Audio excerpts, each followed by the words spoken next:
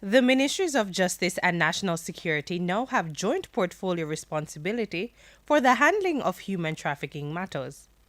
Cabinet gave approval on Tuesday because the Ministry of Justice is the current chair of the National Task Force Against Trafficking in Persons. Human trafficking is considered a transnational crime with the primary objective of gaining profit through the exploitation of people. The task force says it refuses to lose the fight against human trafficking. We continue the fight. We're not stopping. We're not stop at all. Right? And I hope when I'm dead and gone, someone is going to take the mantle and carry on the fight. It is not easy to watch people, whether it's your children, your neighbor, anybody. It's not easy to watch people suffering and being destroyed. There is no other crime. I went to the UN last September. There is no other crime in the world.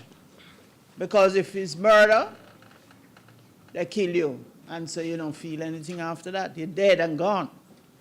The family is left to bear the pain. But when you are trafficked, me, would be bearing the pain. Mrs. Palmer describes human trafficking as the greatest disgrace and disappointment of humanity. She further explains the plans for Trafficking Awareness Week, which begins on July 22. And we are observing Trafficking in Persons Week, July 22 through to 28, but we will go on until the 30th of July, because that is the UN Day where there is recognition of the issue in the world. This year's week of activities will be observed under the theme From Victim to Survivor, the hard road to recovery. In highlighting the importance of putting an end to the major economic crime of human trafficking, she says one way to do so is to raise awareness of the issue.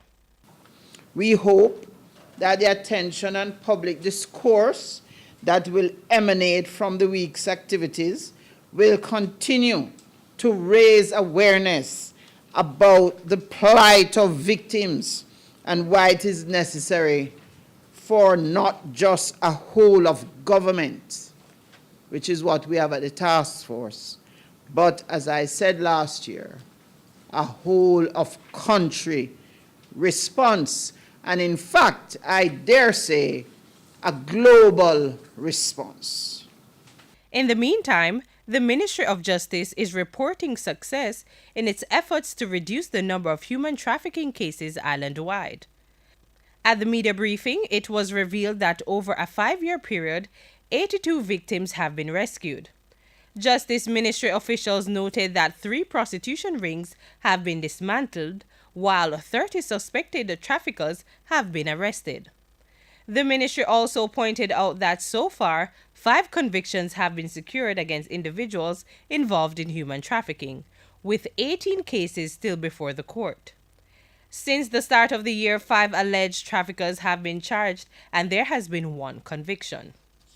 The perpetrator has been identified as Oshin Morgan. She will be sentenced later this year. Kimberly Wright, Frontline News.